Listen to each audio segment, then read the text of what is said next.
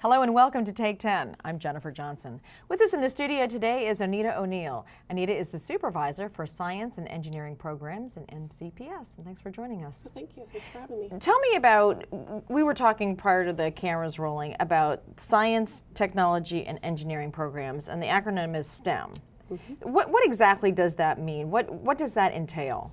Well, STEM stands for science, technology, engineering, and mathematics. And we interpret in MCPS really STEM as being the interaction between those disciplines, that science, technology, and mathematics interact so that our students can think about engineering solutions to problems. It's really about critical thinking, it's about innovation, but it's really the interaction of those disciplines instead of them being siloed.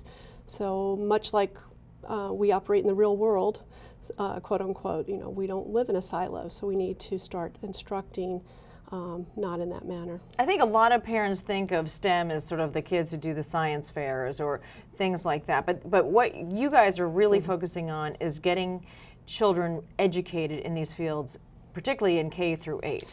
Our vision for STEM is every student leaves MCPS STEM literate, because STEM literate people are global citizens. They're able, no matter what they pursue in their lives, to make educated decisions when they vote, to understand what they're reading in the newspaper about products or about claims. And so we've concentrated a lot of our effort in K-8 so that as our students migrate to high school, where we do have programs that are very specialized, they are making decisions based on experiences they've had in K-8, repetitive experiences, bringing together the STEM fields and problem solving, and that's really what an engineer does. They don't just build bridges, but that they really understand where these disciplines can have an impact in their lives. What can you possibly, though, teach first graders, kindergartners, first graders, second graders, things that involve science and technology and Our best engineers sometimes are our 5-year-olds, because they're very innovative and they question and they make connections. And I laugh, when we first started down this path with kindergartners, they were learning about the weather, and we had them engineer a tool that would allow them to measure the wind. And it was kicked off with a book, As the Wind Blows, or something like that, where it's this issue where the wind's blowing everything that this person owns. Well, how could we, if we really didn't want that to happen to us, how could we solve that problem?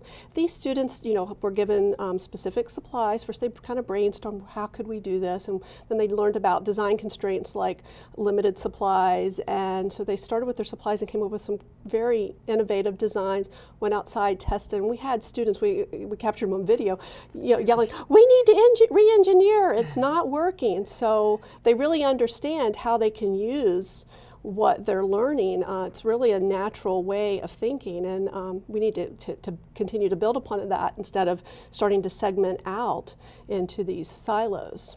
Do you find that you try to combine the principles from science to go into technology, to go into engineering, to go into mathematics? We try to appropriately have the disciplines interact, and I'll use middle school sciences as an example, and then I'll use a middle school technology education example. For middle school science, obviously it was a science class, so science is sort of the lead character in that curriculum, but we've brought in technology education standards so that students understand how those principles that they're learning in science, the natural world, interact with the man-made world, and they are applying grade-level mathematics in their problem solving, and every unit is anchored in a problem. So throughout the whole unit, they're pulling different pieces of the disciplines to think about the solutions to the problems and ultimately solve the problem. In middle school technology education, we flipped it. Technology education standards are the leading character there. And so again, bringing in the grade level appropriate mathematics and the science principles that support the problems that they're addressing in those courses.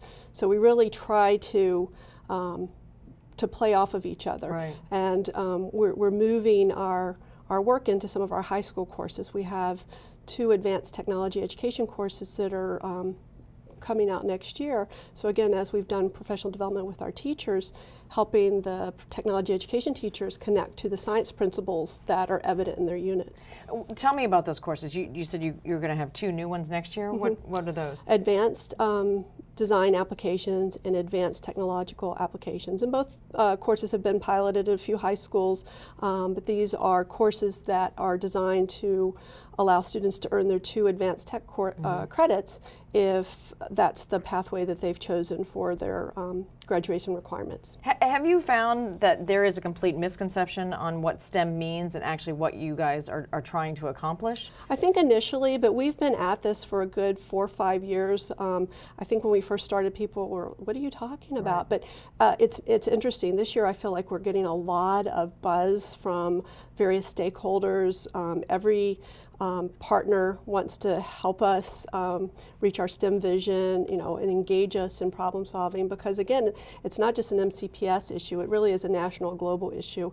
We participate in lots of webinars and conference calls with stakeholders about, really they need more STEM graduates. We have lots of engineers. I think the average age in the United States is about 55. Well, we need those next generation of innovators, and so it's this demand right. that we need to start early and populate populate the pipeline. Right. Yes. When you're saying you're hearing from people, you're talking about employers and potential employees who are saying this is what we need to start coming out of high school and getting in through college. I just participated in a little summit down at Carter Rock Springs Naval Warfare Center. That's one of our partners who actually helps us do some of our technology education programs, and they actually were brought in some people from MIT, and we were doing some modeling.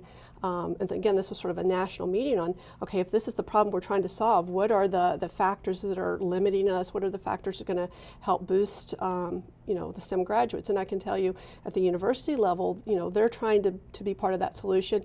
And part of that solution is how do we engage more STEM teachers, because oftentimes people who graduate with a degree in a STEM field go to industry versus teaching. Right. So how do we attract more high quality STEM teachers so that we can engage students more fully in a STEM education? And speaking of attracting, how are you attracting more girls? Because traditionally, girls have not been that interested in science, technology, engineering, mathematics, et cetera. How are you attracting more girls, at every grade level, but particularly the high school level? Well, really targeting middle school girls and doing a lot of marketing and engaging them with really what is STEM, and for example, engineering. What does that really look like at high school? We have a couple of high schools that have our Project Lead the Way engineering program who have sponsored field trips for their feeder middle school girls to come up and really spend a day shadowing some of the girls that are in our engineering program, so there's not this fear, and they really understand, okay, this is something I can do. I've been doing these things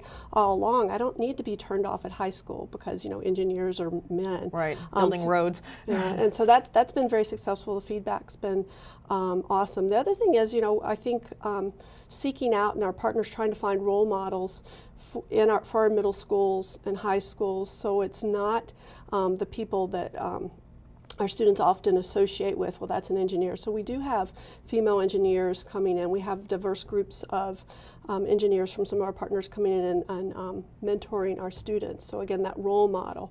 And I think it goes a long way in having that one-on-one relationship and really inspiring students to achieve these goals. And are you finding over the past 4 years that more and more girls are getting interested, involved, taking the courses? Yes, if we look at our data, yes. And I will say I think the strongest high school program we're seeing is our biomedical engineering, which is our biomedical program. That's a huge draw for females. And data would support, biology is of high interest typically for all students. But again, I think it's about having that exposure and the role models, and that's why we felt it so important that we focus on that K-8 and make sure that there are repeated experiences and exposure before they ever get to high school.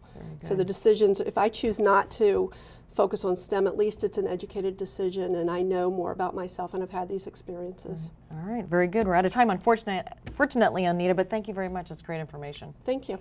And thank you for giving us a few minutes of your time. Remember to visit us on the web at the link on your screen. I'm Jennifer Johnson. Join us next time here on Take 10.